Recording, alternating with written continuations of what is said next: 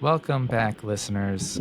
This is Alex from the future, and with Trevor and Griff, telling you that after the chapter 5 reading, we go into major Mistborn spoilers without warning you. So, Yeah, that's fair. please skip after chapter 5. You don't really, you miss a pretty fun, spicy theory from the sandbox about who's writing the epigraphs, but we'll probably recap that at the end as well. So if you have not read Mistborn yet, skip the discussion between chapters 5 and 6. And now back to your regular programming. Nice. Beautiful. That's really. Oh, are we live? Uh, All right, I'm off camera. yep. I'm back. Okay, cool. We're back. Yeah. Nice. All right. Um, Come on, let's get the energy up. Come on, you gotta read. I got it. I'm good. So yeah, I'm good. Update. You want to update people on the RPG? Got like some Mistborn stuff coming, That's and right. No, that was big. That was big. that was pretty cool. Yeah, I guess. Didn't they reveal like a new character too, or something? I think. I have to look at it. So they revealed that in the Mistborn, you'll be able to play as Khandra and Kolos Blooded. Yeah. Which badass. Oh, altered one. Oh, new mini. Oh, yeah, the new mini with the altered one. That pretty art. sick. That art looks freaking sick, dude. Yeah, I like That's it. Scary. What is it? It's like a Yasna singer, right? Yeah, it's Soulcasting? transformation. Yeah. Yeah. Oh yeah, there it is. It's a transformation. Mhm. Sick. Yeah, and that's gonna be a fun one to paint. I'm kind of bummed that the sprint cards are only for the GM and up, because I was kind of hoping that I was like, oh, it says every item deck will now come with them. Like, oh, okay, the players come with item decks, I think. So Yeah, but they don't. I feel like personally, brother-wise, if you're listening, maybe we could do this. We could type it in the comments of the RPG. The Spren deck should be an add-on, even if you like have to increase the cost of it a little bit.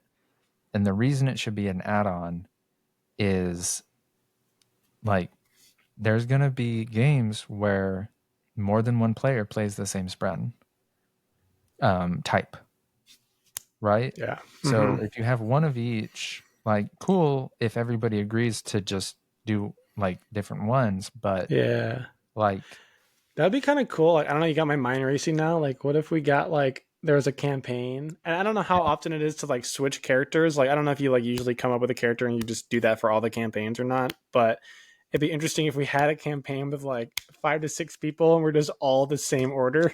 Like, that would be just like nuts. just hammer in on something, you know? I Like really 5 Windrunners, 5 Stone Wards, I 5 Else think- Callers. What you do, like, okay, what you would do for that to make it interesting and not drag on? You make it a one shot or like a 2 or 3 shot, and you do something like the Light Weavers, the Unseen Court. You make it completely spy mission, but everybody would need to be able to like do their own little thing. Alternatively, you get something like the Dawn Shard story, where like the only Radiants that went with them are Windrunners. My mind goes to Will Shapers, and it's like a rescue mission. Oh yeah, there you go.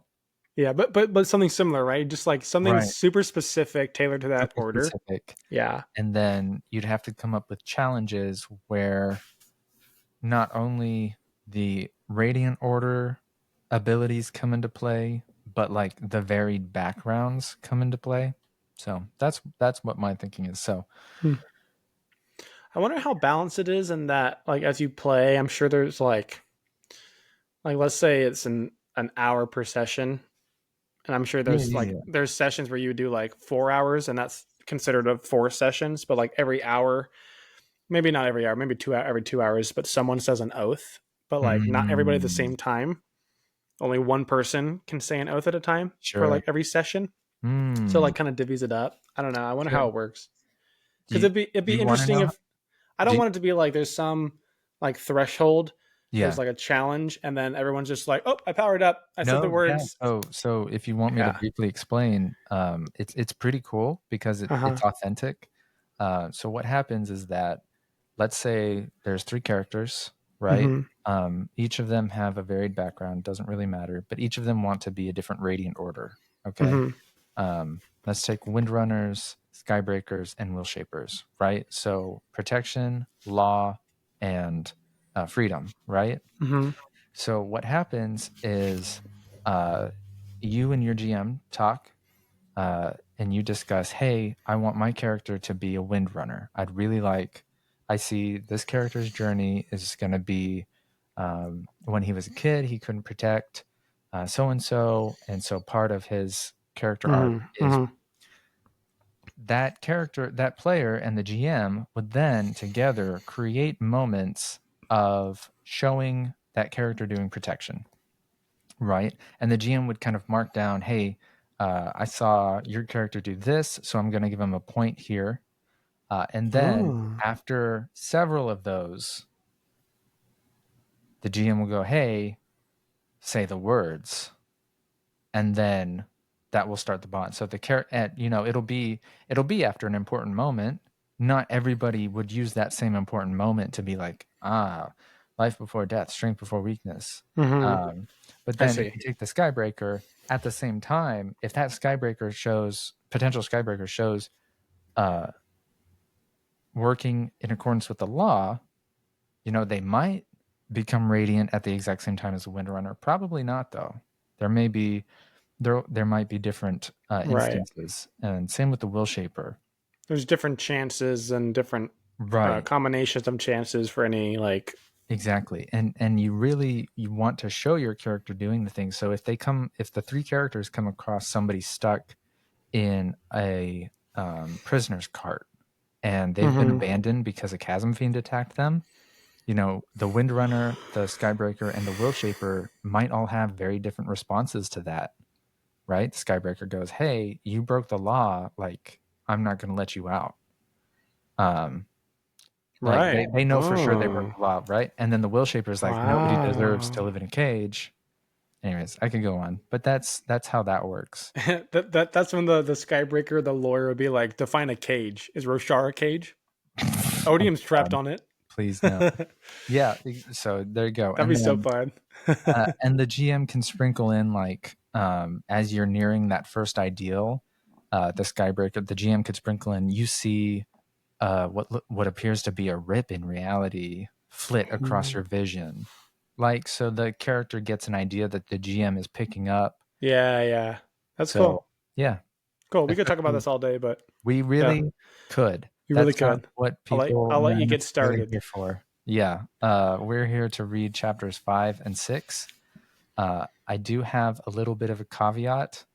I have a canker sore on my tongue, Oh no. and I tried to use lidocaine on it earlier. Like they have a Do you need special me to foam. read? No, I should be fine, but I might slip up a little more often. So That's uh, okay. I do plan, if there are any big slip ups, I do plan on editing a little bit more than I did last time. How do you give me your notum? Oh man, so I was looking at this earlier, and it specifically says he talks as if Yeah, he is like cutting off words. yeah, he clipping each word as if he were making an announcement from the quarterdeck of his ship. Hey Griff. Hello, Griff. Hello. We were just about to get to the first reading, so good Well, job fantastic. hopping I'm on. glad that I got in before that. Have we started yet? I mean, I know we started recording, but like, you want to do an intro, right? Actually, I was just gonna cut from where you started talking about the RPG news. So Okay. it was gonna be like nothing ever changed. Wow. Yep. Okay, so Noda clipping each word as if he were making an announcement from the quarterdeck of his ship. How do you view that? How do you like? I don't think you think about it too much because it's Yeah. just gonna be a lot. I don't know. I gave him like a.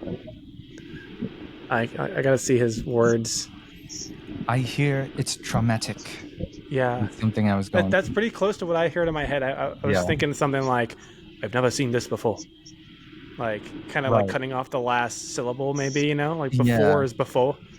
Right. Thought they'd go in a blink. Instead, they fade away to nothing. Kind of like Zeth, a little bit. I was thinking about going the Zeth route. I was also thinking about making it ridiculous and doing some sort of Texan drawl, but I decided against it. Well, howdy! I hear it's traumatic. No, give him a pirate Dude, do it like Gambit. I hear it's traumatic. Spren on the other side forget themselves. Or I could do French. French was like French pirate. I hear it's traumatic. Oh my god, do not. I'm leaving if it's French.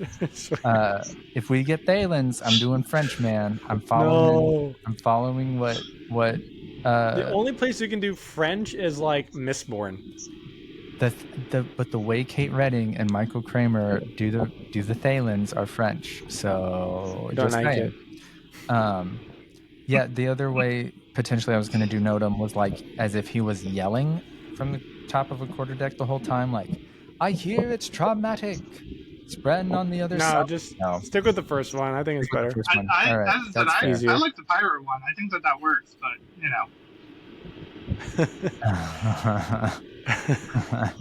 do both. Your mission was a success.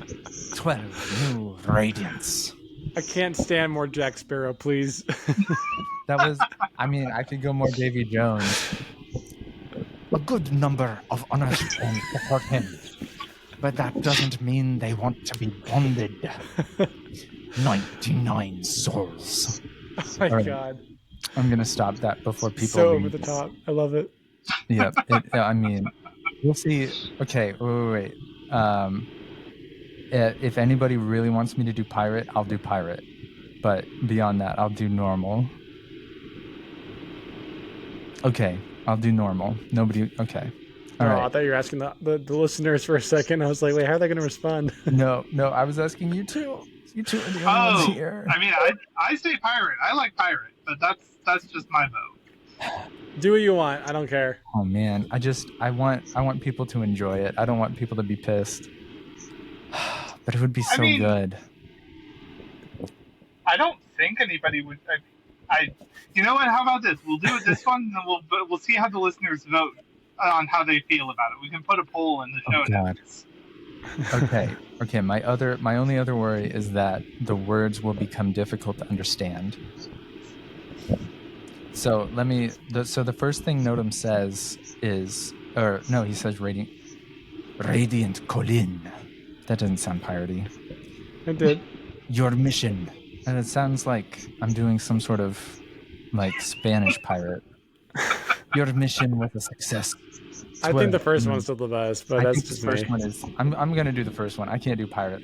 But Bookworms listeners, if you type in the comments that you would like somebody in the next chapters, in chapters 7 and 8, if you would like one of them to have a pirate accent or a French accent, comment down below or leave comments on the Spotify page wherever you listen.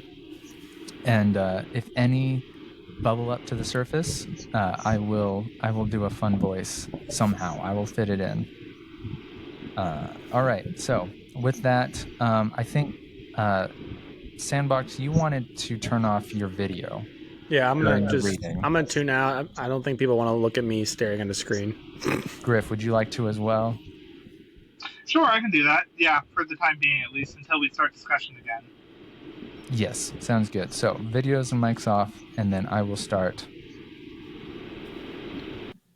Adios.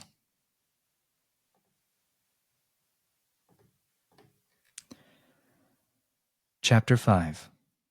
What Might Still Be. As a historian, I find such nuances relevant. As a philosopher, I find them enticing. From Knights of Wind and Truth, page 4. It was nice for Shallan to take a few hours and think for once, sitting, wearing a bright blue hava rather than her traveling clothing, on the top row of the stone open-air forum in lasting integrity, drawing. How long had it been since she'd simply let herself draw? She'd sketched a little during their trip, but that felt like an eternity ago. She relaxed, flowing with the drawing, a depiction of the vertigo she felt looking up along one of the interior walls of lasting integrity. A surreal image like something from one of the older art movements, where perspective was intentionally alien and off-putting. She liked to think that the old surrealists had made contact with Spren and Shadesmar, warping their minds to new ways of seeing things. Though she'd never been as good with landscapes as she was with people, she was proud of the sense her sketch gave of falling, yet into what you could not see, because the unnatural perspective drew your eyes upward. As with others she'd done today, though, strange faces kept sneaking into the art. In this case, she'd absently warped the shadings of one wall into a face, feminine, a singer with an angular carapace and shadows and curves forming a strata-like design on her face. Shalon flipped through the sketchbook. Each drawing done today had that singer face hidden somewhere, and she didn't remember making them. She'd done something similar at Urithiru, where the presence of an unmade had warped her sketches. She tried not to let it disturb her quite so much this time. Then it had been a message. Was there a similar one now? She looked toward Adolin, who paced at the center of the forum, the place where only a few days before he'd been on trial. Today he'd been joined by Gadecki, a lanky edge dancer. Shalon's agents had joined them as well, Ishna, Vatha, and Beryl, along with their cryptics. Together they waited for the Windrunners and for the fruits of some final efforts in lasting integrity. She started another sketch as they waited. In the end, 12 arrived. 12 Honorspren from a population of hundreds. That was how many showed up in response to Adolin's call to arms. He and Gadecki greeted each one with a smile, but she knew he'd expected more. One other did arrive, Notum. The former sea captain sported his unique facial hair as always, though he walked on unsteady feet. They still didn't know why he'd been assaulted by those Tukari that Adolin had saved him from.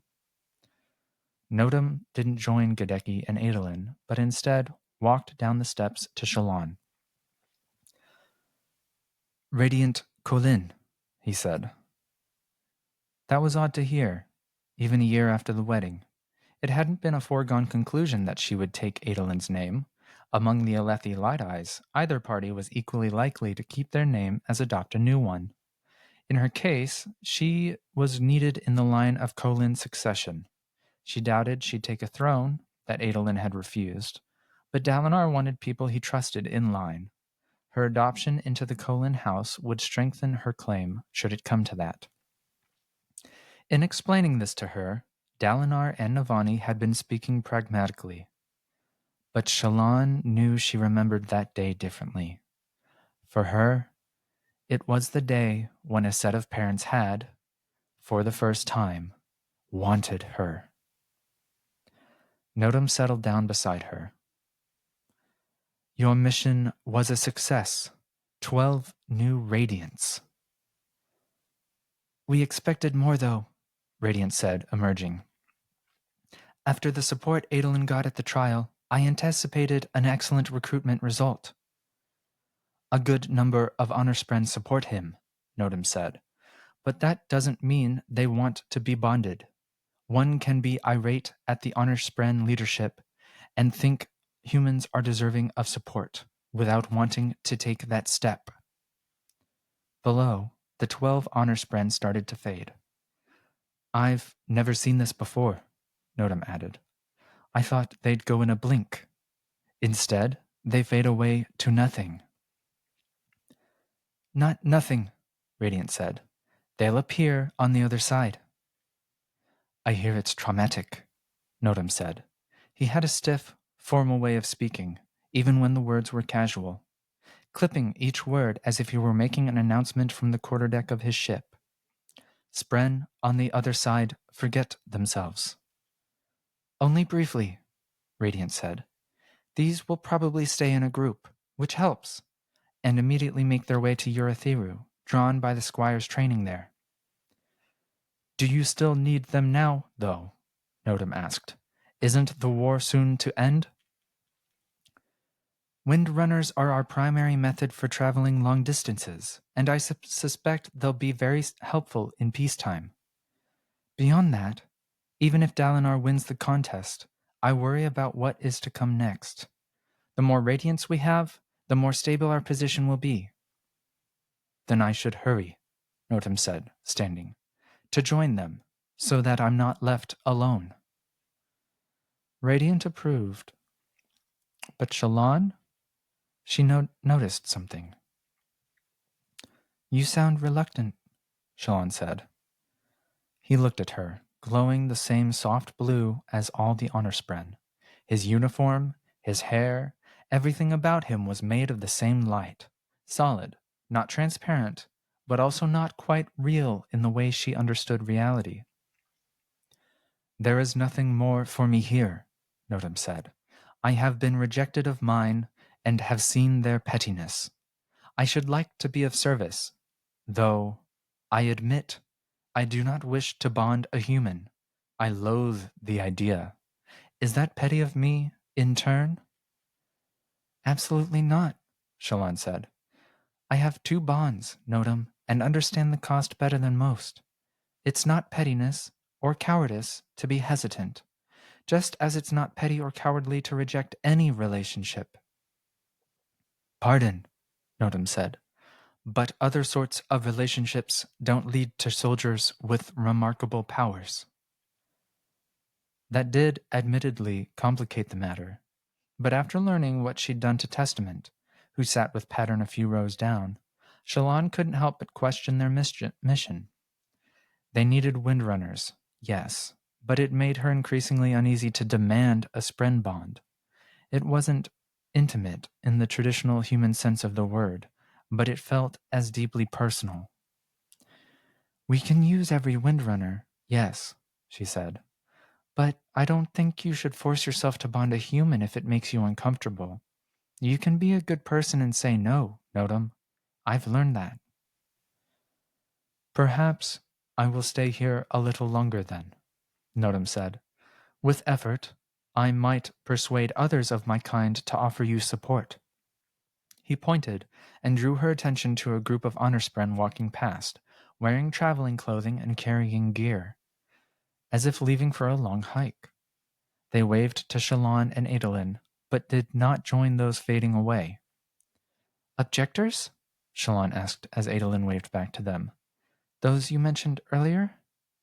Yes, Nodum said. They don't agree with how you were treated, but also don't want to go to war. They depart lasting integrity to make their own way. She nodded. Well, Radiant Gadeki is staying to continue to normalize relations with the Honorspren, and I might leave one of my agents as well. If you stay, that would help.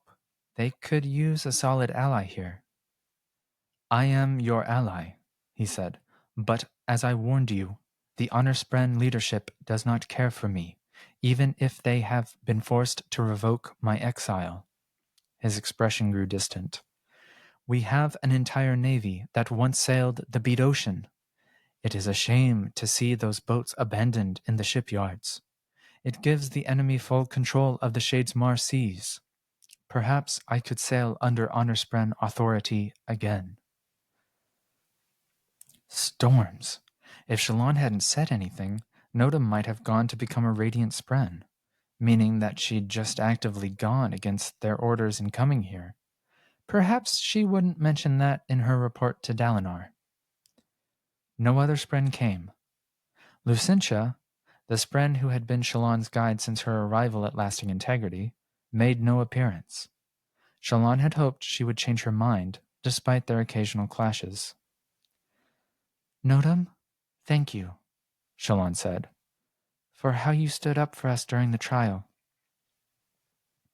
I am one person stretched thin, Radiant Kholin, he said, standing with his hands clasped behind him. Like colors on the mast that have waved too long in the wind, I don't know what I believe or trust any longer, but what was done to you was not right. I could not play the sham role they demanded of me. I ask your forgiveness for even considering it. It was natural to want your own life back, Notam. He turned to her, blue eyes meeting hers. I lay on the ground, battered and assaulted, and watched your husband rise in my defense against overwhelming odds. He saved me with no expectation of reward. In that moment, I knew that honor lived. He nodded curtly to Shallan, then walked down the steps to talk with Adolin. Shallan slowly returned to her sketch, where she soon found that she'd drawn yet another face. In Adolin's shadow. Storms. Don't be unnerved, she thought. You were upset when you drew pattern for the first time, back in Carbranth. But look at how that turned out. She would not be afraid of her own art. She gritted her teeth and forced herself to flip to the next sheet and start drawing again, until someone else sat beside her. Kalek leaned forward, hands clasped, seeming small and fragile. I'm not going with you, he said softly. I can't. It's not safe for you here, Shallan said, sketching, her fingers moving as if of their own accord. If I got to you, Mraze's other assassins can too. I will hide. Better. But I can't leave the Sion, and she can't travel now. It wouldn't be good for her. Shallan didn't argue. That never worked with Kalek. Instead, she lost herself in a sketch of him. A herald to add to her collection. She might have said this was the rarest of gems to obtain, but was a herald actually rarer than anyone else? One might argue that due to their immortality, they were less so. We are broken, Shallan, Kalek finally said. We are not the heroes you wish us to be. Not anymore. I know how that feels. I don't think you do, he said, wrapping his arms around himself. I don't believe anyone does. He glanced at Adolin, chatting with Notam and Gadecki. You're really going to try to find Mishram? If I don't, Shallan said, my enemies will. Then what? He said. Will you release her? I cannot decide. Always cannot decide. I have preached for her freedom in the past, but now I worry. She might join and strengthen Odium. She hates humans. He put his hand to his head. Ishar says all the unmade should be contained, yet what we did to the singers by imprisoning her... I'll worry about that when I find her gemstone, Shallan said. Honestly, I'll probably bring her back to the bondsmith and let everyone decide together. He didn't respond, so she continued drawing. The familiar sound of charcoal or colored pencil on paper, the distilled attention of creation, like the most potent alcohol. She attracted a few creations spread, little swirling lights. These ones, though, behaved oddly. In here, she'd never seen them change shape like they did in the physical realm. But these started adopting the appearance of her pencil or eraser.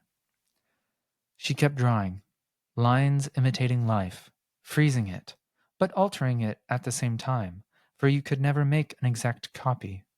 That wasn't the point. Every sketch was a picture of the artist as well, their perspective, their emphasis, their instinct reclaiming a moment otherwise lost. Once you reached the end, it was sublime. That moment when you basked in the thing you'd created, that feeling of awe mixed with disbelief that this beautiful object had come from you, accompanied by the slightest worry that because you didn't understand how you'd done it, you maybe didn't deserve to have been part of the creation. She loved the feeling, even the uncertainty of it. Radiant? Collect said, hands clasped as he stared at the stone floor of the amphitheater. What do you fear? What kind of question was that? I don't know, she lied. I fear options, he said. I see each choice I make and see the terrible results that could stem from it. If I stay here, I see you fail without me. If I go, I see my presence, broken as I am, cause your failure. I cannot continue. I do not. She rested her hand on his, then passed him the sketch. He took the picture, frowning. Then his eyes widened as he saw it depicted him standing tall, wearing robes and striding from a fanciful city with colorful walls and strange trees with long fronds she'd made up. He carried a staff with an odd shape at the top and strode toward a glowing light on the horizon. Though in the picture he looked backward and his face was determined, decisive. Do you often do this? He asked. Sketch people? She said, then blushed. Yes, I kind of do it all the time, when I'm feeling like myself, at least. Not simply sketching, child. Do you often draw upon fortune? Glimpse someone's possible selves and pull one forth? Touch, in some small way, what could have been? What might still be? He glanced to her, and must have seen the utter confusion in her eyes as he sighed. Is this skill commonly employed by light weavers during your time? Not that I know of, she said, but I don't exactly understand what you're saying. He glanced toward Pattern and Testament. To Spren. Of course. You've bonded too. Strange things happen when the Nile bond is imbricated. There were rules against it once, I believe. How long have you had them both? For some time, she said, though I didn't know it, didn't remember it until recently. And how often? He asked, holding up the sheet. Do you glimpse into the spiritual realm, then manifest it in your art? She thought back to the pictures she'd done, like one found in the pocket of a dead man, like sketches of the unmade lurking in Eurytheru, or faces turning up in her art without her intending to draw them. She began to feel like a fool for objecting so quickly to someone who clearly knew far more about these things than she did. It might happen now and then, she said. There was an unmade in Eurytheru, and it showed up in my art. Now these faces. She turned one toward him. He nodded. Because you've been thinking about traveling to the spiritual realm and finding Ba Edu Mishram. That's her? One interpretation of her, yes, he said. If you were someone else, I would assume you had seen some ancient art and were unconsciously influenced by it. For you, he shrugged. Fortune can do unthought, fantotic things. I'm sorry? Fantotic? It means unnerving? He said. I'm sorry. I don't keep up on shifts in language, nor am I an expert on fortune. Best speak to Midias, your wit, about that. A fantotic man himself, that one. He took her page and carefully folded it to place in his pocket. She cringed at that. She hadn't applied lacquer to keep it from smudging, but was distracted by something happening up beyond the walls of lasting integrity. A group of glowing figures were descending, trailing various kinds of spren who could soar with them, attracted to their use of stormlight. The windrunners had arrived. Seconds later, Drehi, his spren, and some of his squires landed nearby, holding common spears, as shardblades couldn't enter Shadesmar, at least not in shardblade shape. I believe, Drehi said, A light-eyed lady ordered a palanquin trip to Urathiru? Funny-looking palanquin, Drehi, Shallan said, rising. Now, that's not nice, Brightness, Drehi said, thumbing over his shoulder at one of his squires. Shiosak there might have been dropped a few times as a child, but he isn't funny-looking. He's unique. Shiosak, who was actually a rather handsome, affable Vaden man, rolled his eyes. 5 windrunners. Not enough to take everyone. Adolin soldiers, and likely some of her agents, would have to make the more boring trip back via boat. Most wouldn't mind that. The bigger problem would be Adolin, who would have to leave his horse and his swords behind. Shallan stood up as her husband, grinning ear to ear, came jogging up the steps. He knew Drehi, of course. Adolin knew everyone. She watched him count the windrunners, do the calculations in his mind, and come to the same conclusion. Almost.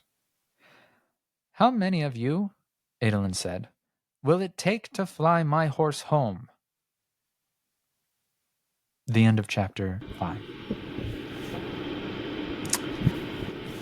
All right. I'm going to read the epigraph again. And we'll probably talk more about it after chapter 6, but the epigraph was, as a historian, I find such nuances relevant. As a philosopher, I find them enticing. And to refresh everybody's memories, talking about chapters 3 and 4 epigraphs, the person speaking in the epigraphs was talking about how the wind told them they were locked up because of odium, and it's possible that the wind was locked up because the singers and humans started worshiping the storm and so on. So specifically in this epigraph, they are talking about, it's unconscious man, they are talking about that, and because this gives no indication. Why don't you just say who you think it is? Yeah, no, I think it's Yasna. And I think that because of what we're going to see in chapter 6, epigraph in chapter 6. I think we toyed with that idea after chapters 1 and 2. I think we both said Yasna and or Renarin maybe, because they're kind of scholarly. Yeah, because we got on the the reading or the history. Yeah, I've read that in ancient times humans, or the wind spoke to both humans and singers, and we were like, who reads? Yasna. Yasna's the only character who ever reads. Forget Dalinar and Oathbringer. I mean, I would like to say that each week the list narrows, but I think it's done the opposite. Just saying, it seems like every week, we expect the list to narrow, but it's been doing the opposite. It just keeps getting bigger. Yeah. Now, this chapter was done in a reading at C2E2 by Sanderson. So we kind of already knew what was happening here. For those of you who read or listened to that. The interesting stuff in this chapter is fortune and Kalek, specifically mentioning Midius as another name for Hoyd. I don't think that the mentioning of fortune was particularly poignant.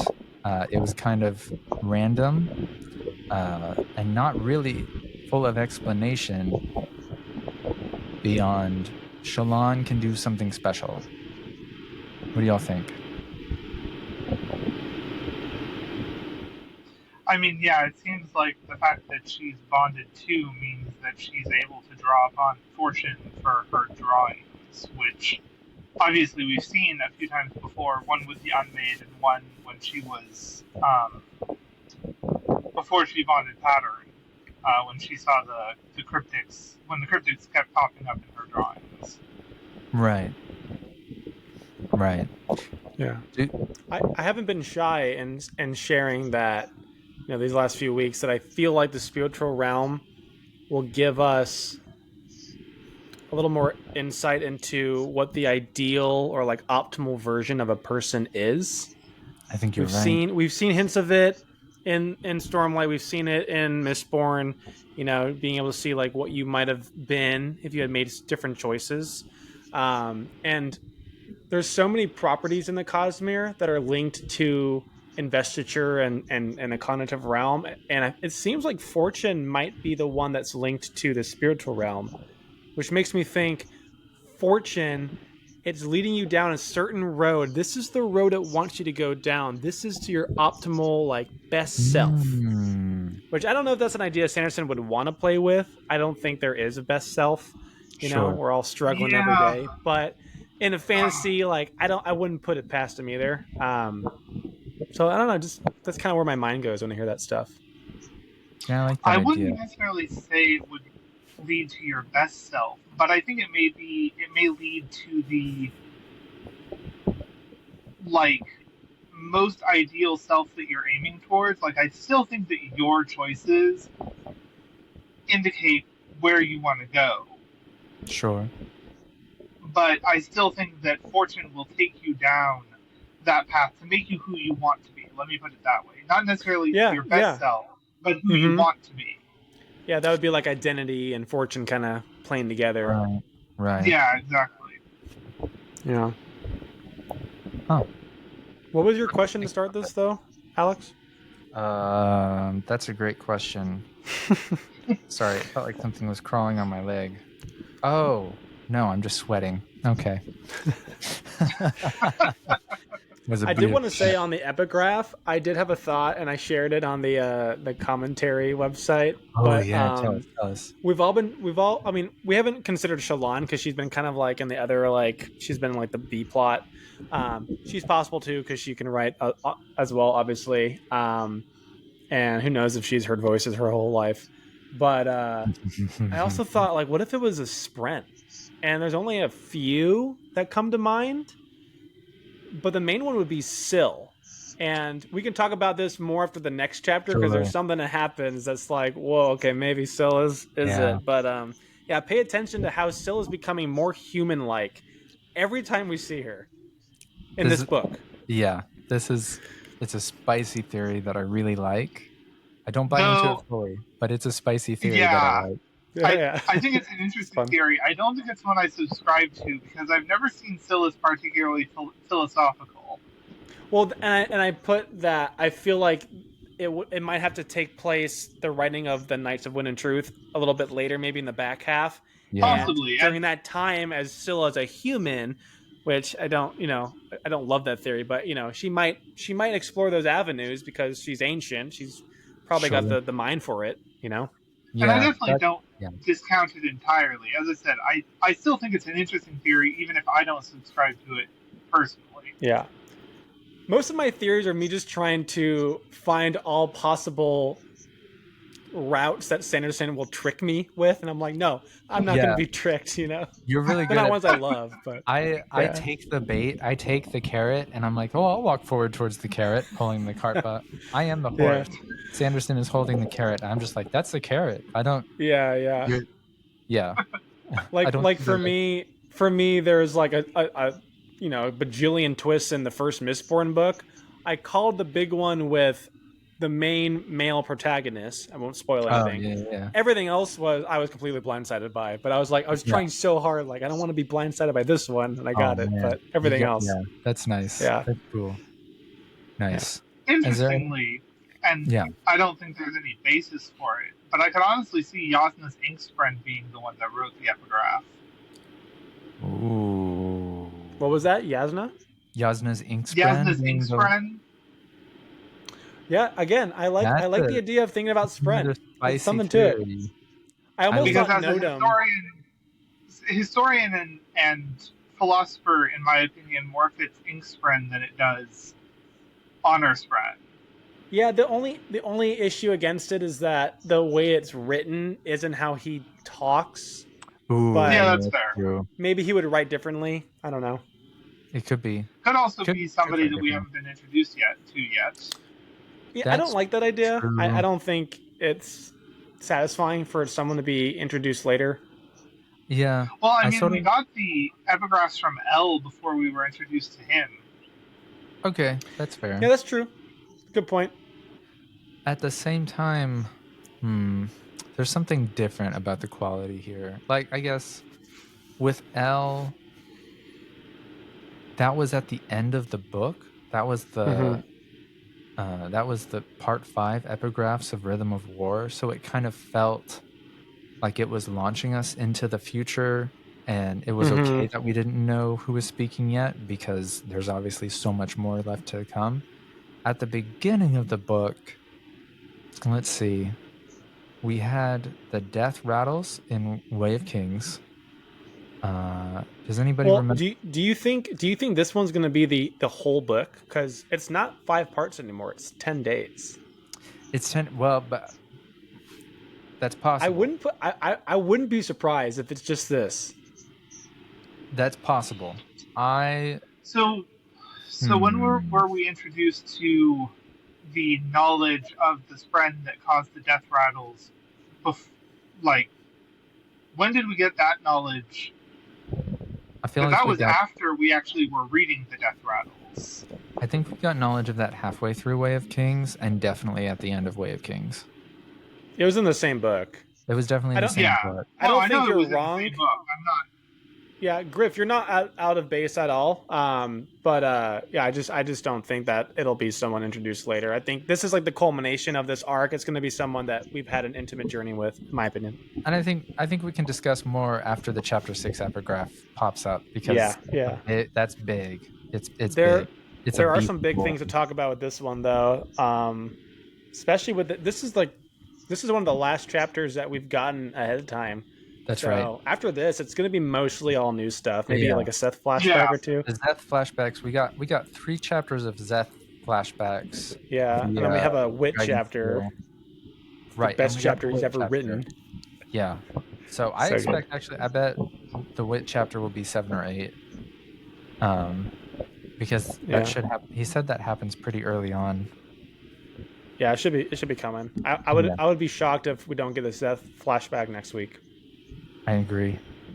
But I had some talking points and questions for you guys I thought would be interesting. The idea, the phrase has been tossed around since the Way of Kings that honor lives in the hearts of men. I'm starting to think that's not just a saying. I'm almost starting to wonder if honor was splintered into men, not Spren. With how often Spren talk about it too. Kind of like, what do you guys think? Kind of like how Preservation put a little bit more of himself into all of the humans than Ruin put. Well, yes.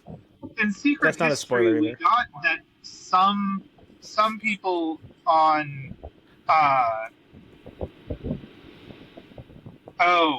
am drawing a blank on the planet's name. What was the Mistborn planet? Scadrial. Thank you. Yes.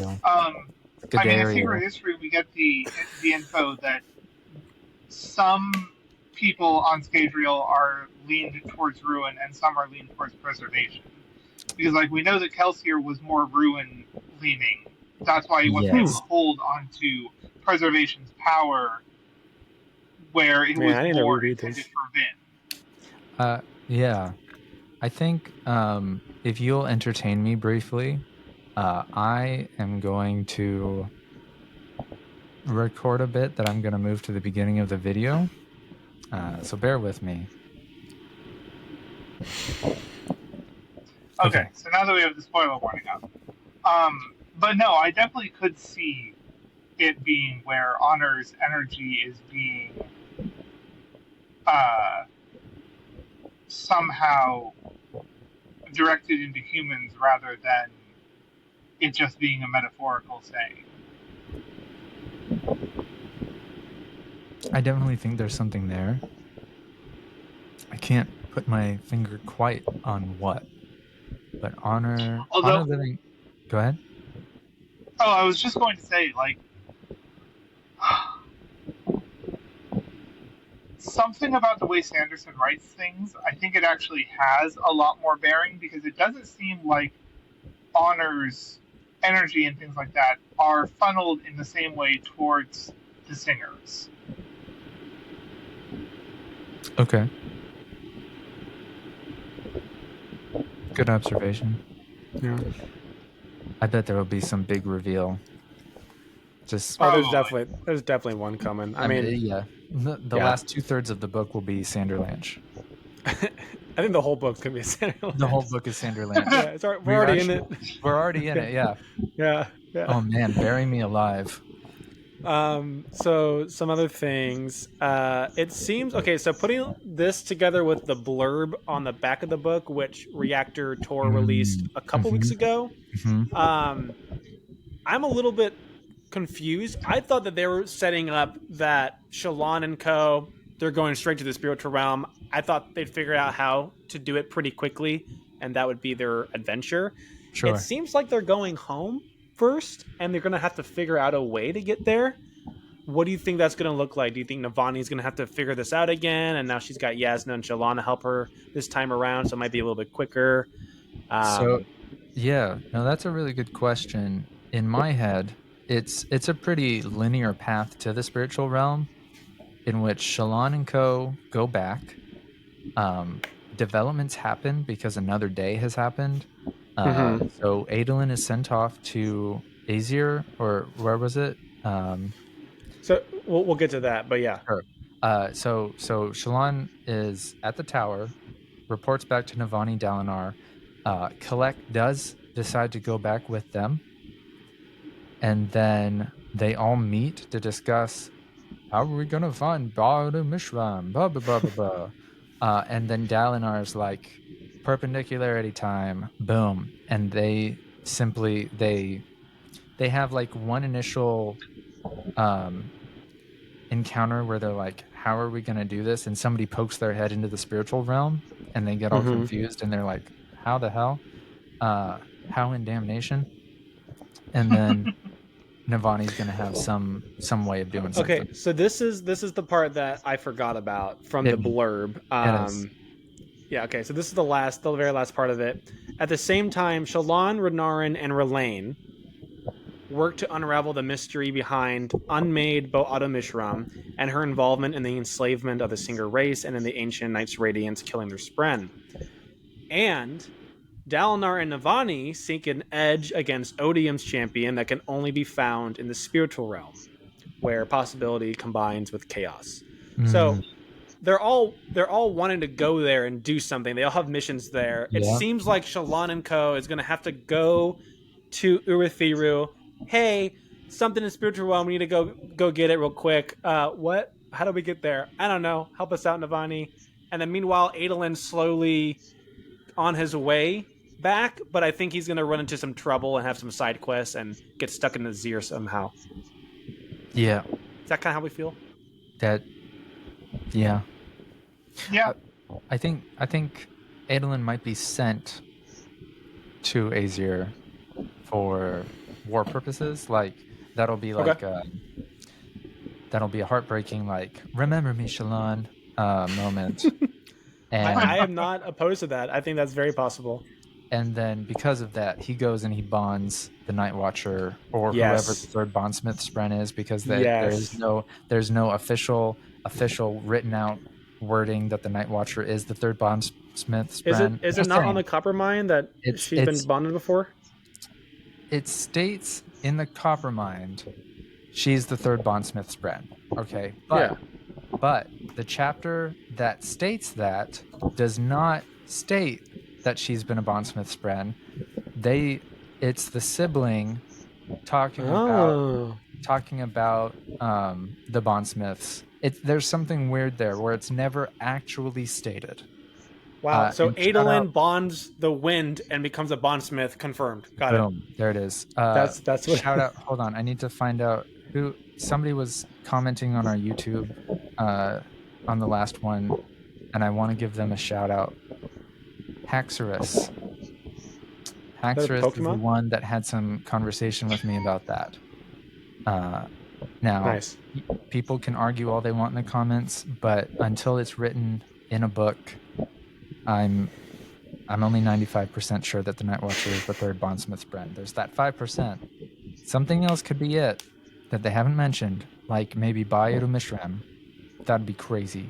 That would be... I mean, I think she would be a 4th Spren. Could be a 4th. I mean, I feel like any of the Unmade could bond, and then they'd just be crazy. Anyways, Yeah. how do we feel about going to chapter 6? So I feel like we're gonna have a lot of discussion after that. For sure. Yeah. Cool. Once you're muted and gone. All right.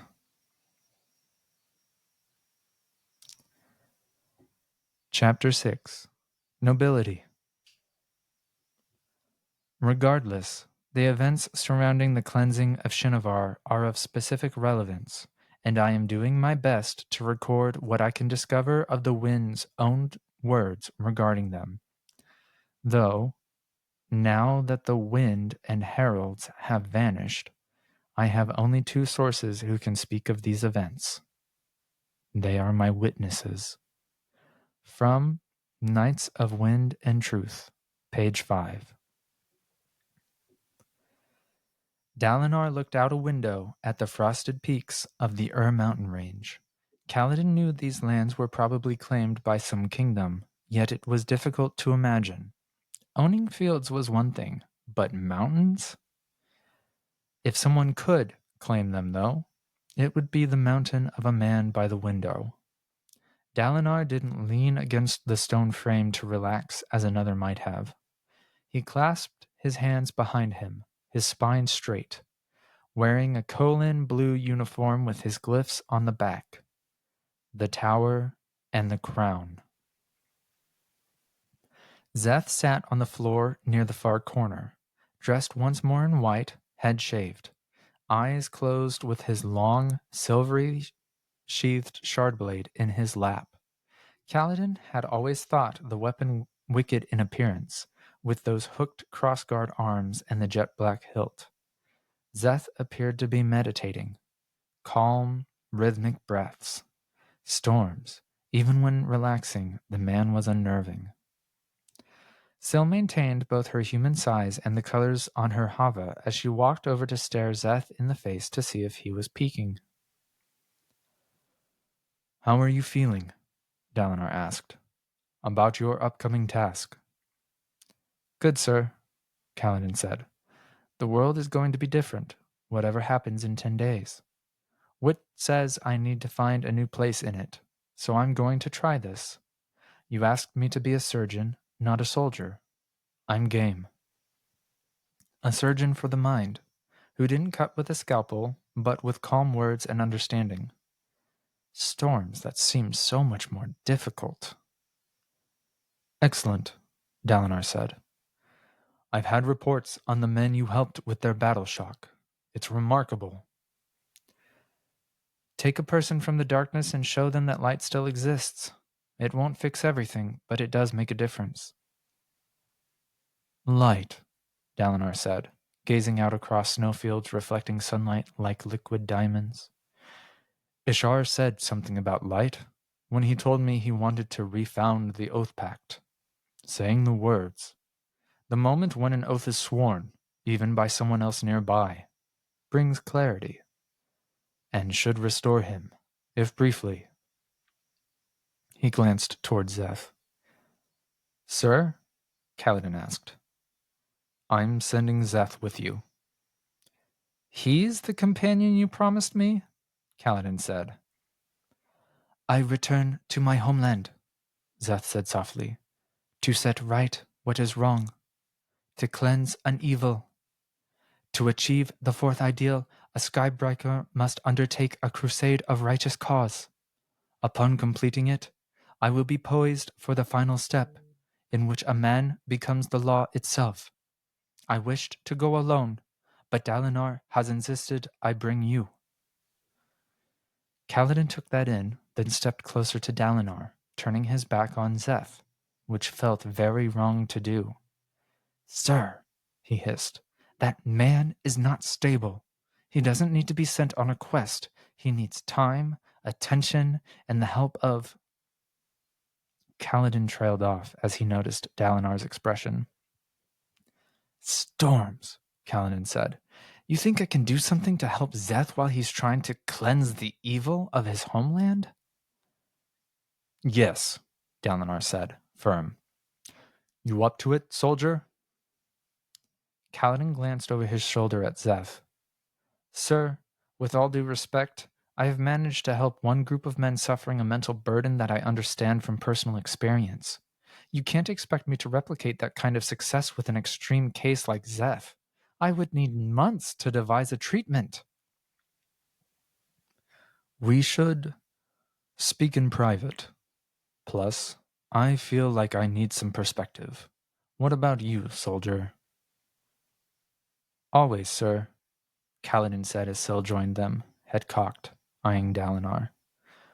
Excellent, Dalinar said, turning and walking toward the door. He took a small wooden box from a table by the wall, then tucked it under one arm. Zeth, will you be fine here on your own for a while? I'm never alone, the man said in his lightly accented voice. Even without spren or sword, I'd have the voices. He looked straight at Kaladin with all the emotion of a corpse. Storms. Dalinar wanted him to help that man? The assassin who had killed Dalinar's own brother? Kaladin followed Dalinar out, expecting them to chat in the next room, but Dalinar led them up the steps to the roof of Urithiru. Kaladin hadn't been up here since he'd thrown himself off. I find that this view helps me think, Dalinar said, turning around to survey the mountains. How far one can see, when no walls obstruct. He grew contemplative, and seemed to want a minute, so Kaladin gave it to him, walking toward the edge of the tower. Storms, he said to Syl, reaching the railing. It feels surreal to be here again, and it's so warm. It's brightness Navani, Syl said, leaning over the side to look down. And her bond to the tower. The city flourished with life once. It will again. Reminds me of home, Kaladin said. It's more humid there than on the plains. Home. Syl glanced toward the sky, where Kaladin's armor spren played. Her ponytail loosened, letting her hair fly freely, white-blue, waving in real wind. She grinned at him. I never felt like I had a home until I found this. Urithiru? Kaladin asked. By association, yes. Have you been taking lessons on being cryptic from Wit? Hardly, she said, resting against the stone railing. Your family is here now, Kaladin. Does that make this your home now? I suppose it has to be. My other home is in the hands of the enemy. Not just the enemy, Syl said. The singers. It was a valid point, difficult to remember. It was their home as well. The Alethi Parshmen had been enslaved too, but had taken their homeland for themselves. In other circumstances, he would have cheered their fight. He knew precisely what it was like to have your dignity stripped away, to be beaten until you lost personality and volition, becoming a thing. He looked toward Dalinar, whose contract with Odium was supposed to offer a way out of this mess. Kaladin walked over, the breeze in his face, which always felt invigorating. I keep hoping, Dalinar said softly, that there are answers somewhere. Sir? I have set us on a collision course with destiny, he explained. If I lose, I might have roped all of us into a much greater war than we knew was possible. So you have to win, Kaladin said. I do, Dalinar said. But I can't imagine what the contest will be like. I feel it won't be a clash of swords, but what? What am I missing? Have I doomed us, Kaladin? He took a deep breath, and with the arm that the small wooden box was tucked under, he pointed out at the field of white snowcaps. Can you take us to that peak? The big one that looks like the tallest spike on a crown. Sir, Kaladin said, the tower's warmth won't reach that far. Exactly the point, Kaladin. Dalinar held his hand toward him. If you please. Kaladin breathed in, drawing strength, light, from the tower. He lashed them upward, Syl shrinking and zipping after them as Kaladin flew Dalinar to the specific peak, his armor spread spinning around him. The transition to colder air was gradual. The circle of warmth around Urithiru was more like a corona than a bubble. Bare stone gave way to little rivers of snowmelt, which gave way to icy slush, until they finally entered a realm of deep-packed snow. As they drew close, the tower light he'd taken failed him, and he had to rely on Stormlight from his pouch. It seemed the human body couldn't hold tower light unless it was right near Urithiru. Once he'd taken in replacement light and stabilized them, he increased the pressure. The tower's protections offered more than just warmth. Rock could talk all day about how the air in the peaks was healthier, but Kaladin had seen firsthand that people found it hard to breathe up this high. Fortunately, Kaladin's powers included a more nebulous ability to sculpt pressure and air. He kept a little invisible bubble of thicker air around them. It was something he had been doing instinctively, but wanted to be more conscious of. Syl returned to full size as Kaladin settled himself and Dalinar down into the snow with a crunching sound. Such bizarre stuff. Why did it crunch? It was only very cold water, wasn't it? Shouldn't it crack? Their breath puffed in the air, except Syl's, of course. Though she did mimic breathing, her chest suddenly rose and fell. Had she always done that? Cold spren began to grow around Kaladin's feet, like little crystal spikes. Dalinar picked up a handful of snow and let it trail between his fingers. Navani says that some of the deeper snow here is likely ancient. We walk on strata of ice like the strata of rock, for it never gets warm enough up here to melt. It remains frozen for eons. Sir, Kaladin said, why did we come out into the cold? I wanted to look at the tower from the outside, he said, turning and studying Urithiru. I never can get a good view of it from the Oath Gates. It's too massive. Kaladin stepped up beside Dalinar and examined the tower, their breath puffing in front of them. Roshar has seen so many versions of this war, Kaladin, Dalinar said softly. We've been fighting the Singers since our first generations on this planet, a time that stretches back far beyond our written histories. Through multiple calamities and the almost utter loss of civilization, I want to see that cycle ended. We all want that, sir, Syl said. I know. Yet I can't help wondering, should one man have such power and authority as I do? Dalinar shook his head. Yasna puts ideas in my mind, like kremlings wintering in the heart of a plant, eating it from the inside until the weather turns. The world didn't decide upon this contest. I did. Was there a better way? I don't know, sir, Kaladin said. I really don't. Well, Dalinar replied, you're not the only one going into a situation blind, soldier. I respect your complaints about Zeth. I understand them. He is a difficult case, and you have only just begun to learn how to help those with mental wounds. Dalinar turned, scanning the snowfield. From here, the peak of the mountain didn't seem pointed at all, merely a gentle hilltop covered in snow. And yet, all these eons, all those deaths like strata beneath our feet.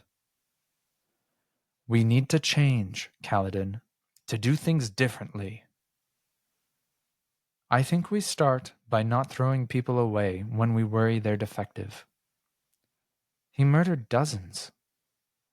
On the orders from the person who was effectively his owner, Dalinar said. While in a compromised mental state, he's trying to find a better path. Kaladin, when I asked you to step down from your post, how did you feel? Worthless, Kaladin said, remembering what Wit had told him. Who would you be if there was no one you needed to save? No one you needed to kill. You saved me from Zeth once, Dalinar said. Now I'm asking for a different kind of rescue. Save him, and save the Herald Ishar. Hard, I know, but I want you to try anyway, because this is the end, and I don't have other options. Kaladin glanced at Syl, who nodded. And storm him, Dalinar was right. Again. I'll try to help them, Kaladin said. I'll do what I can, but sir, you should know. Wit told me I won't be able to come back in time to help you. He said that, did he? Well, Zeth can write, so we can send a spanreed with you to report back that way, in case you truly can't return in time. I guess, Kaladin said, but... Well, Wit told me that Ishar couldn't help you, sir. Not in the way you want. Dalinar grunted. What else? Mostly just that, and that I should listen to the wind and Roshar. Kaladin took a deep breath. I think the wind has been speaking to me, sir.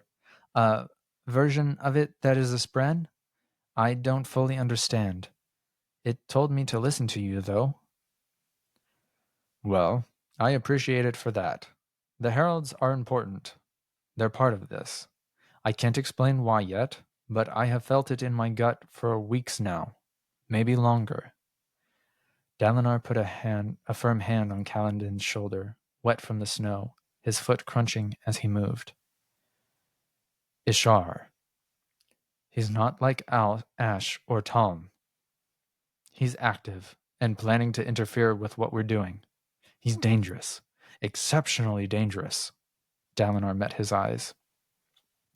He's in Shinovar, which means he has the honor blades. Syl whistled softly. Each weapon, Dalinar said, is as dangerous as the one Zeth used to bring terror across Roshar. Ishar thinks he's the actual champion, not me. Either that, or he thinks he's the Almighty himself. Probably some crazed mix of both. He was able to raise an army in Takar. Now he's in Shinovar, which we know nothing about, and which has been suspiciously quiet for this entire war. I'm worried. Zeth is going regardless, but I can't rely on him for anything needing nuance or strong decision-making. I can rely on you for both. I need someone watching my back, soldier. I don't want to find myself outmaneuvered by a madman at the last moment. Maybe if we're lucky, you'll be able to get through to Ishar and bring me help, despite what Wit fears. Even if not, I need some eyes on that land. We've ignored it far too long. Storms.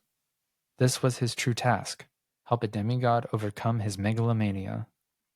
By Sigzil's reports, Ishar had been taking Spren from Shadesmar and bringing them physically to this realm, permanently killing them in the process, creating twisted, half-flesh bodies for them that could not survive. Each of the heralds was suffering some kind of severe mental trauma. Worse, Kaladin worried that their problems were partially mystical in nature. Who was Kaladin to try to figure out the pathology of gods?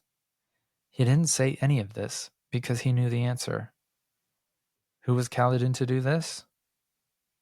The only person available. Stormfather helped them all. We'll do it, sir, Syl said. Well, Kaladin will do the mental healing bit. I'll do what I can do, though. This drew an odd glance from Dalinar. He wasn't used to honor spren being visible to anyone but their radiant, let alone ones that walked around full-sized and acted like soldiers. Kaladin, though, found it appropriate. In a way, Syl had kicked all this off by deciding to bond him. Why shouldn't she get a voice in agreeing to their next mission? Good, Dalinar said to the two of them. I do have one other thing, Kaladin. Do you still have that cloak I gave you when you first joined my army? I do, he said. I keep it as a mark of pride, sir, though I don't often wear it. It doesn't match the uniform, and, well, it has your house glyphs on the back, emblazoned to indicate a member of the royal family. I can understand that, Dalinar said. House Stormblessed is a new light-eyed house, sure to begin its own grand traditions. It's not normally fitting that you would wear another house's glyphs. Except? Kaladin asked. The man untucked the small wooden box from under his arm and opened it, then took out a sheet of paper and unfolded it. It was covered in script, which Dalinar looked over. Kaladin's instinct was to glance away. A man reading was, well, embarrassing, even still. But times were changing, and Kaladin himself had invited women into the military, so he didn't avert his eyes. My sons, Dalinar said softly, have both refused to be named as my heirs to any throne I might claim. I know, sir, Kaladin said. That's why Yasna was chosen as queen. Queen of Alethkar, Dalinar said, in exile. I have a second throne now, shared with Navani, here at Urathiru. Yet we are old, and our children are either unwilling or already committed. Yasna is dedicated to restoring Alethkar, and wishes her focus to stay there. Gavinor must remain her heir to the Alethi throne. He will ascend to it if she dies. At his age? Kaladin asked.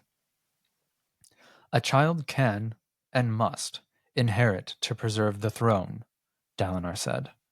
That settles Alethkar, which is separate from Urathiru and from the Knights Radiant.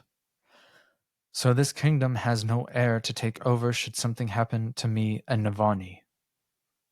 Dalinar turned, holding the sheet of paper, and looked to Kaladin. Syl gasped.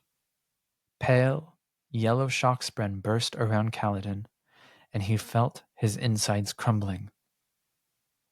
Sir, he said, going stiff. Please, no. I'm broken. Life breaks us, Dalinar said. Then we fill the cracks with something stronger. Renarin, he's radiant.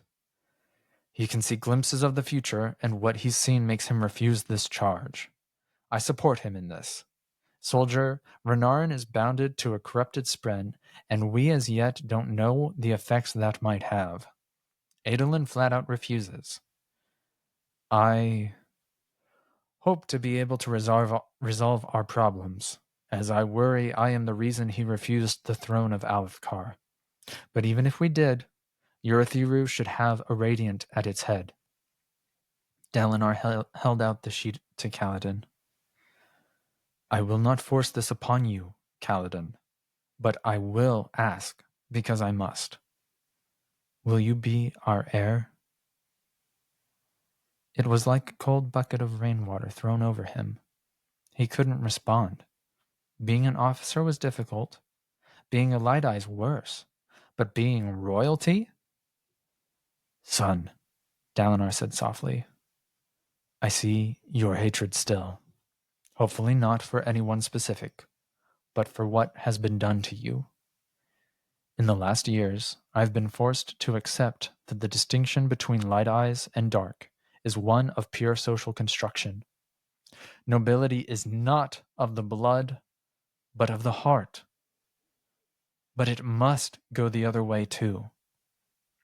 You don't like what we represent, but to continue feeling as you do, it will eat you from the inside. I know, Kaladin forced out. But this? Nothing more, Dalinar said, handing him the document. Then a duty to serve. Navani and I are bondsmiths. If I fall in this contest, she will take the throne. She will also be a target, though, and it is entirely possible that neither of us will survive. If the worst happens, present that letter at Urathiru. It is ratified by multiple Ardents. I've spoken to Yasna, the High Princes, and the other monarchs about this, and everyone agrees that a radiant is best for this duty. Unfortunately, most of them are untested. It is, of course, your decision. If you don't take the throne, I've arranged for Dami to be next. Dami. He was a Rearan Stoneward, with whom Kaladin hadn't spent much time. He was well liked, however, and had reportedly said the fourth oath the day before, after the campaign in Emul, becoming the third to do so after Yasna and Kaladin. If he won't do it, Dalinar added, then it will fall to the High Princes of Alethkar, Aladar first, and, God beyond help us, Sabario after that. You're kidding. He's good with money. So good half of it ends up in his pocket. He's a better man than he gives himself credit for. Navani thinks the state of his books is a front for his hidden competence. Regardless, I hope that we'll all survive, and other Radiants with proper leadership training can be placed into the line. Or perhaps something like Yasna has always dreamed of, a more representational method of governance. You should read some of her essays on the topic. Kaladin glanced at Syl for support. She grinned back at him. You're not helping, he said. I'm kind of royalty already, she said. It's not so bad. Trust me. It's not the same. Kaladin looked down at the paper. I will do what I can for Ishar and Zeth, sir, and send you information on Shinovar. But this letter? This is too much. I'll accept your decision, Dalinar said. All I ask is that instead of making an immediate judgment call now, you consider a little while. For me. Out of respect? Storming man. But he was right. This was something that should be given some time. Kaladin forced himself to fold the sheet and put it into his pocket. Logically, there was no difference between dark-eyed and light. And he was a light-eyed anyway now. Ruler of a small piece of land in Alethkar that he'd probably never visit. Even so, this felt like a betrayal. I'll consider it, he said anyway. That's the end of chapter 6. Nice. That was a doozy. Big revelation. That was not read before by Sanderson. I did not have that ending on my bingo card for plot threads in this book. Yeah. So before we go back to the epigraph, the big one, the big death rattle on everybody's mind, and it's in the reading. He must take up the tower, the crown, and the spear. And that was a death rattle from way back when. And Sanderson keeps pointing out that the Kholin family crest is the tower and the crown. Then there's the actual tower and an actual crown. And Kaladin, I mean, he's the spear, right? Yeah. Right, yeah. He's the spear that would not break. Been spears. Yeah. It's always been spears with Kaladin. Yeah. It has. It's actually Sigzil.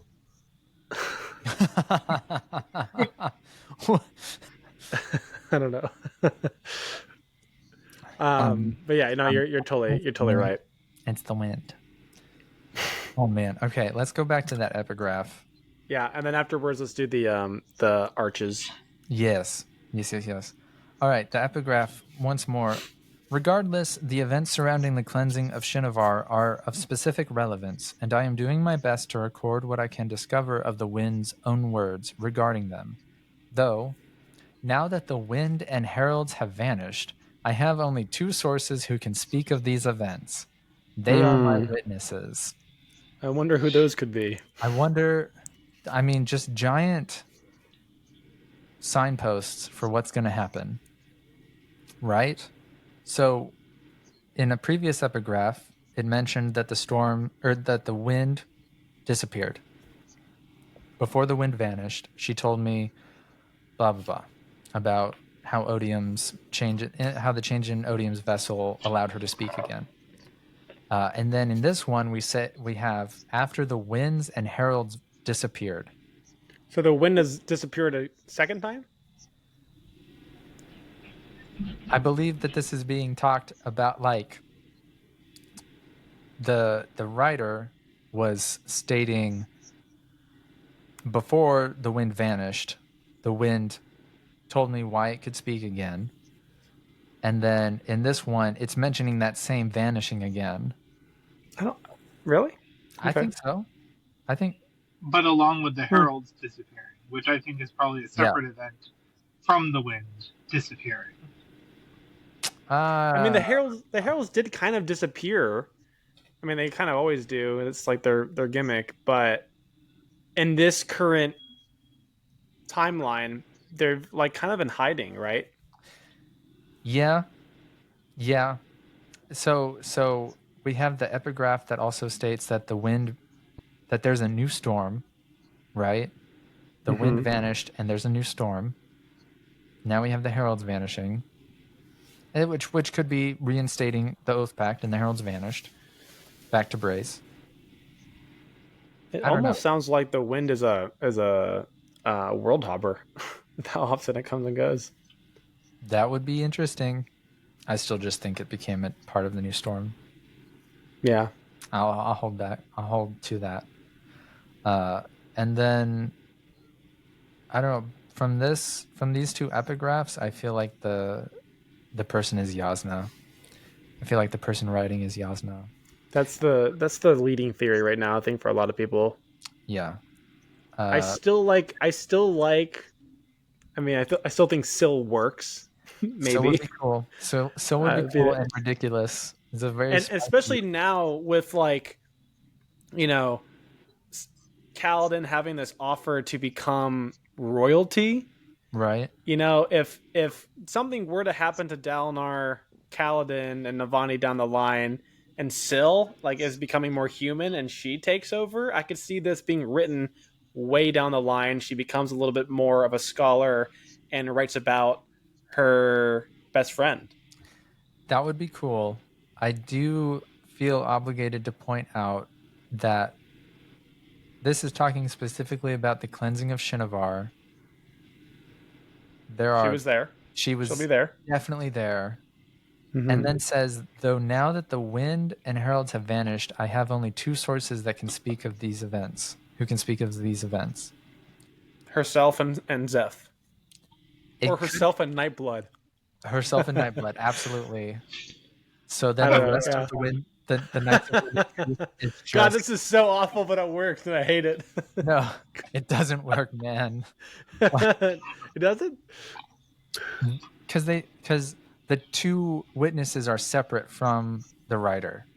It says they are my witnesses. Yeah, that's true. It would say we are the witnesses. Okay. There we go. And every other sentence is, would you like to destroy some evil? Yeah. I feel like it's Yasna. I think Yasna, Dalinar, or Renarin. Yeah, and then it could be Zeph, Kaladin, Syl. Two of those three are the witnesses. Because I have only two sources. It doesn't say people. It says sources. Oh my god. I just had a crazy epiphany. You know how in the first two books, every major twist was it's Spren. Oh, I wonder what shard blades are, Spren. I wonder what shard plates are, Spren. But what about fabrials? You guessed it, Spren. Okay. What are honor blades? Do we know? If you say Spren, I'm starting to think wind might be an honor blade. Wind might be an honor blade? Yeah. That... Do we know whether or not it's calling the Kaladin, come save me in Shinovar. Come save me in Shinovar. Do we know whether they had the shard blade or the honor blades before they came to Roshar? Is that what you're asking, Griff? Yeah. because I we believe know they that did they have were the honor blade. experimenting with surges before they came to Roshar. I think that's the case. I don't And remember so I though. feel like the Actually, honor blades existed before they got to Roshar, which is why they can grant the surge binding abilities regardless of whether or not someone is a Radiant. wait, Yeah. hold on. Where did it say that wind was like a remnant of Adonalgium, like before anyone got there? Was that in the Chapter epigraph? 4. Chapter 4, Wit says it. Okay. The honor blades, it is not known at which point the heralds received their honor blades, but it likely happened during the creation of the Oath Pact. And I would be shocked if we don't find out in this book what they are. yeah, I feel like people have asked him at different signings. Yeah, I wouldn't know. So I have a Sorry, that weird was like a kind of question, and I don't know if it has Yeah. any connection whatsoever. Again, spoilers. I don't know if I should say that or if we let's want to do stick full spoiler tag it spoilers. somewhere. No, full spoilers. Okay, full spoilers. I can't press What it. are Full spoilers. Sorry. Okay. You're good. What are the creatures? Or the name for the creatures? Not the ones that made the spores, but the similar ones, the ones that are more controlled. Aetherbound? No. Aetherbound. Yes, thank you. Okay, you're Yeah, welcome. yeah. Because one of the things that's interesting is that one of the Aetherbound we know is we know that the Aethers are separate from Idonalcium. Right. And we also know that one of the Aethers is either air or wind, one of the two, because that's one of the spores that they have. Yeah. And so I don't know whether or not that has any, at all effect on the fact that the wind is here and conscious and can talk. I think taking Wit's knowledge at face value here, that Adalnacium made some spren-like creatures, and then left them, I think you're right. Is just because Wit says it. It's hard to. Yeah. I think it'd be odd for me if Aethers suddenly, we had the Midnight Essence, but that's not necessarily from spores. No, yeah. I think you're right. I think the Honor Blades are something separate. I think they're just pieces of Honor's soul, right? Yeah, they were made out of Honor. Yeah. Thus the name. Yeah. Yeah, okay. I don't know. That was just a weird thought that I hadn't had before or seen yet, so could be something. What are the arches in the chapters? The arches. Yeah, so the first one is Ash, or the Herald Shalash, which is the Herald of Beauty and the Lightweavers. She's in all 4 of those slots. Sure. As we talked about, there's always 4. Her aspects are creative and honest, and her role is artist. And yeah, it's pretty fitting. Shallan is doodling the whole chapter. And drawing creation spren, creation spren. So. Yeah. Easy peasy. And what's chapter 6? Chapter 6 is Ishar, the Herald of Luck and the Bondsmiths. Cool. His aspects are pious and guiding, and his role is priest. I feel like the guiding one makes the most sense, and it's also that's where they're headed, is Ishar. Yeah. And obviously Bondsmith, that makes a lot of sense as well, considering that Dalinar is one of the central figures. Mm-hmm. Yeah. Well, that was simple. Nothing crazy. Nothing too crazy. Do y'all think that Kaladin is gonna take up the mantle of royalty at Urithiru? King Tower Boy? Griff, what do you think? I don't know whether or not he's going to accept it, but I don't think he's going to find himself in a position where he can take it up. I think it's even Sanderson doesn't do anything for no reason. I think if anything, at the least, it will have Kaladin mulling over the idea of leadership. Okay. Which he's been a leader in like on the warfield and battlefield, and with the Bridge 4 and stuff. But I feel like those decisions he's made is just all solely about survival. So having to mull over different aspects of leadership would be good for him, because that is something that's very in line with the Windrunners historically, their role and their oaths, and we haven't seen any oaths represent leadership yet. So there's a lot of theories that Fifth Oath will have something to do with leadership. So if that turns out to be true, I think this kind of sets him up for that path. But that's cool. I like that. Yeah, that's some good. I also like the idea of him ruling in the back half and just being a background character and not having to die. So, do we know what the Fifth Oath unlocks? The main theory is that it's just less Stormlight lost. So, like, you retain Stormlight Gotcha. longer. Yeah. But we don't actually know at the moment. I don't think we know. Okay. What do you guys think about that part where Kaladin says that he kind of talks about like physics for a bit? I think wrote it down. "Quote unquote, sculpt pressure and air." And right. It's like that bubble of thicker air. Does that set up space travel, you think? Definitely could. Maybe, yeah. You'd have to have a lot of air for really extended.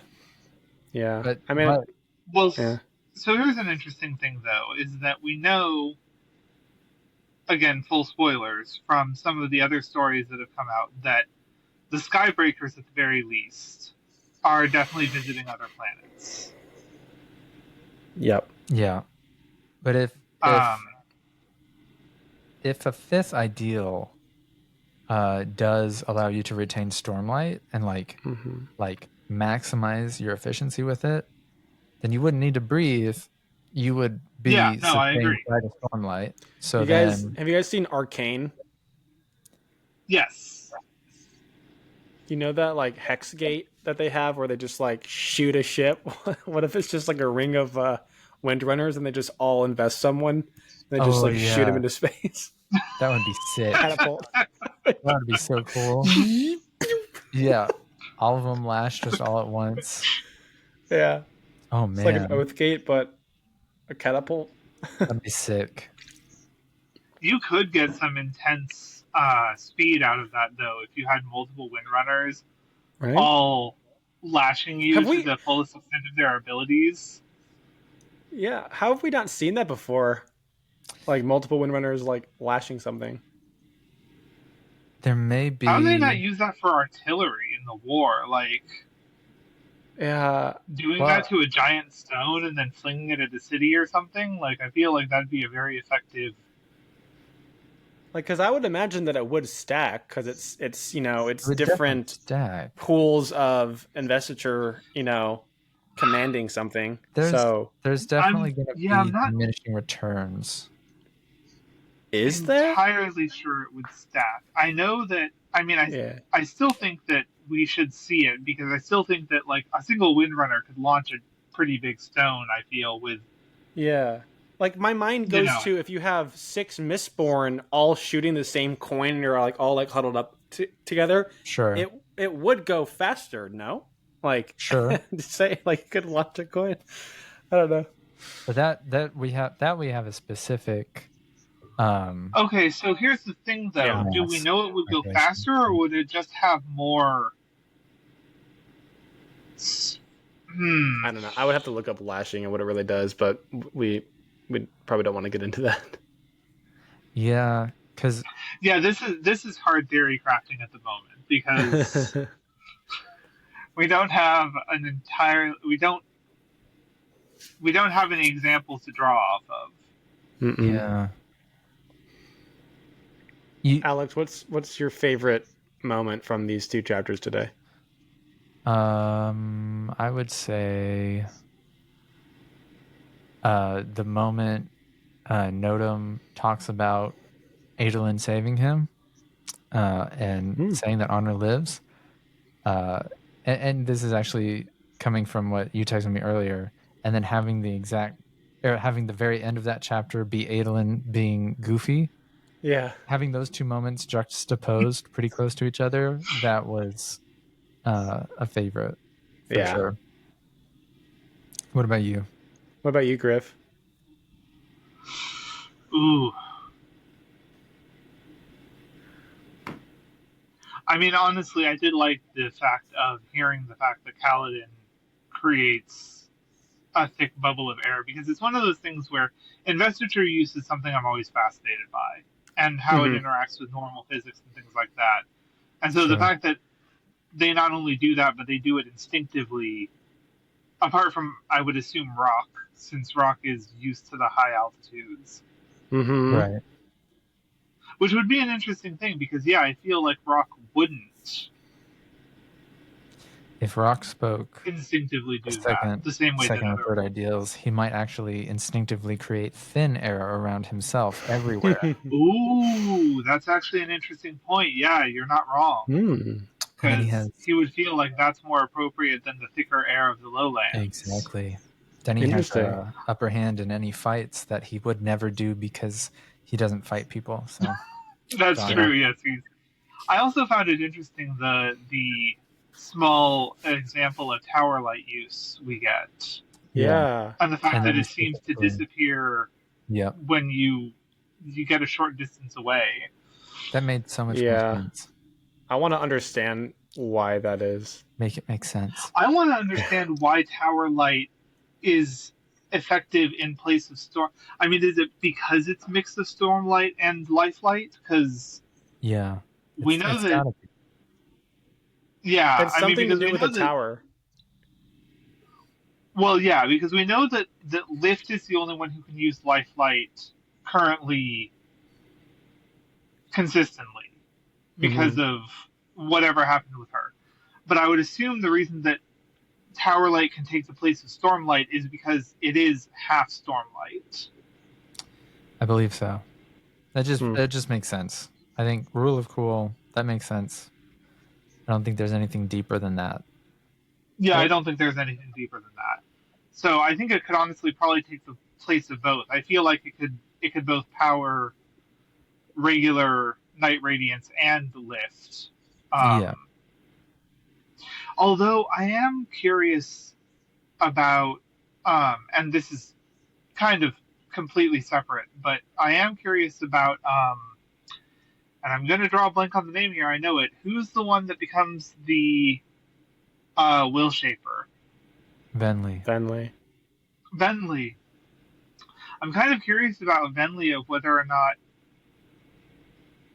why Venli's oaths seem to be being answered by cultivation rather than, or the Night Watcher potentially, rather than the Stormfather.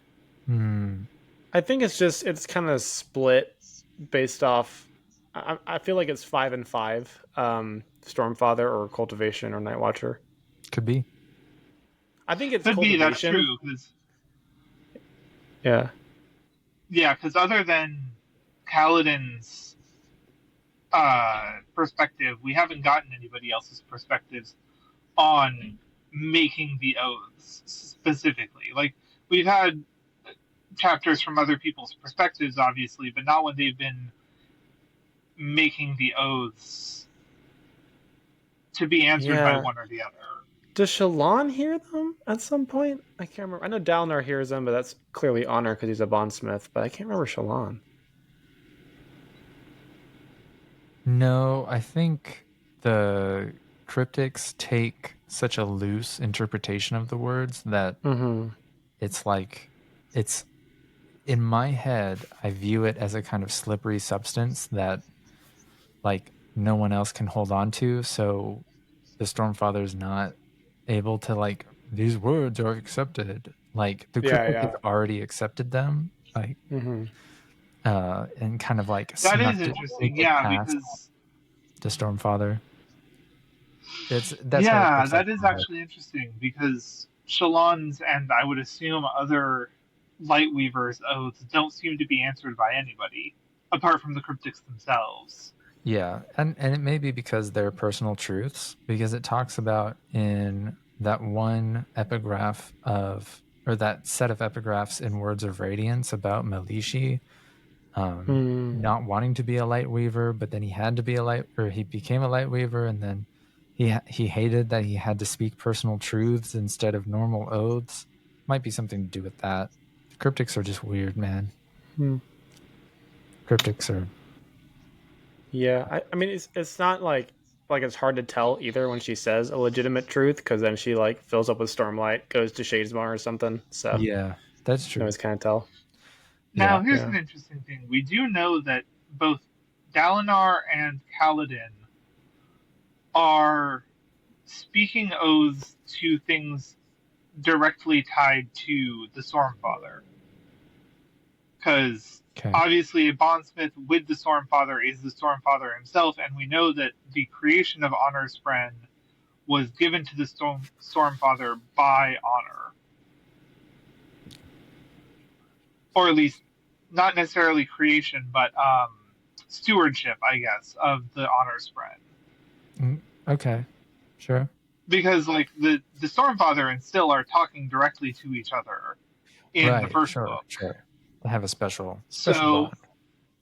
yeah, so I'm wondering if that's why the Stormfather is the one to answer the call there, and I'm wondering if something about the Spren for Will Shapers has anything to do with cultivation. Given that they seem to speak purely in tones, maybe that's my.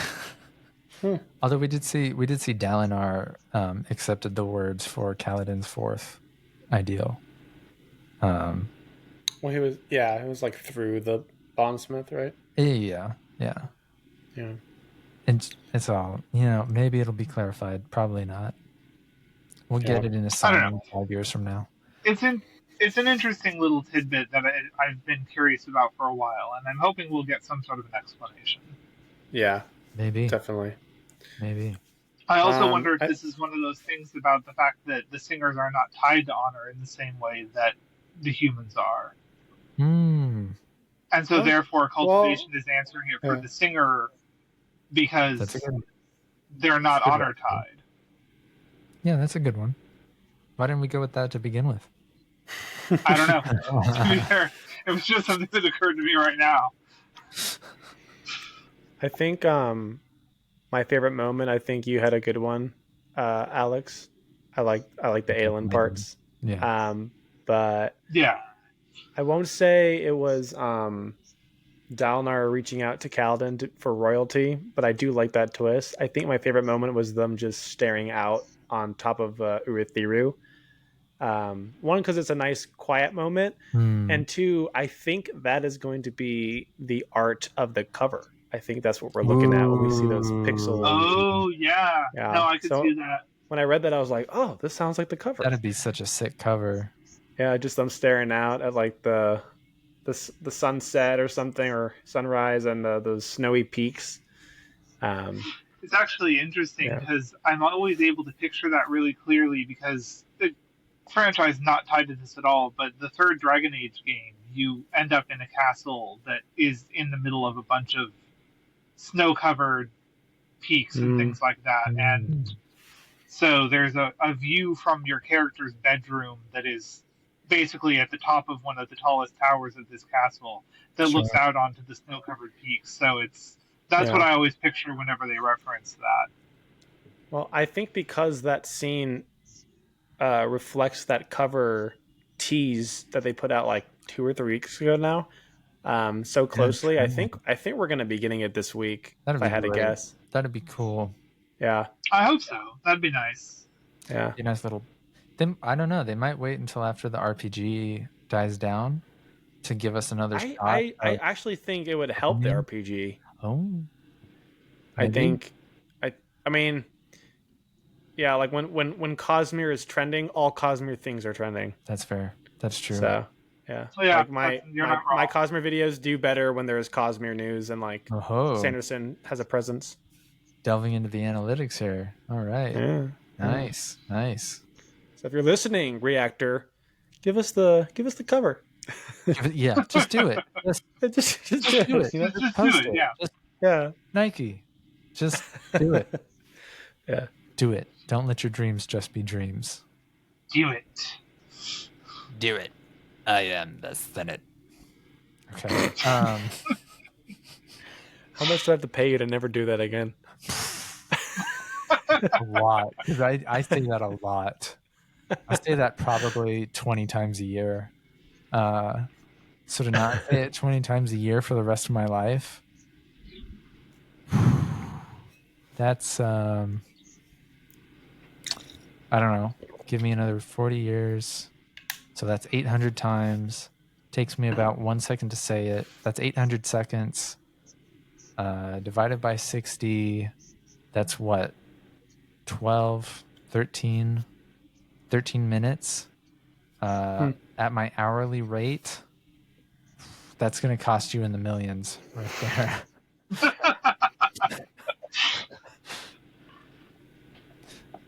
No. Okay, I'll try not to say it again. No, I'm just teasing you. Don't worry. I am the Senate. We're going off the rails. I really liked how Kaladin was like, "Please no, I'm broken," and Dalinar was like, "Fill it with, do Kintsugi, fill it with the gold, buddy. Put the face back together with the gold. You can do it, man. Fill it with something stronger. It's called investiture. It's called honored investiture." I'm I'll really be excited. interested to see Zeth and Kaladin traveling together. Oh yeah, that buddy cop romance is gonna be sweet. I can see it now. They're around the campfire. That they definitely didn't have Shallan light for them because she's horrible at it. And so each of the Zeth flashbacks will be Kaladin trying to therapy him. They'll start when they're on the road, and it'll come to why are you like this, Zeth? Yeah. We'll go to Zeth flashback, and then it'll pop over to another chapter, and so on. And yeah. And Zeth is just like yelling, and Kaladin thinks he's yelling at him, but it's just like yelling at like voices. Oh yeah, definitely. Just like crazy. I think one of the interesting things that I considered when we were reading that chapter is the fact that we've actually never seen Zeth's shard blade. Because he just carries Nightblood. Yeah. Does he have one? Yes. Well, he has his friend, so he could potentially call his friend as a shard blade. And I think it'd be really interesting to see Zeth dual wield. That would be sick. I don't know if it'll want to near Nightblood. That's true. Might suck up. Yeah, no, I think this friend would definitely be a little wary about that, considering that Nightblood does eat investiture so voraciously.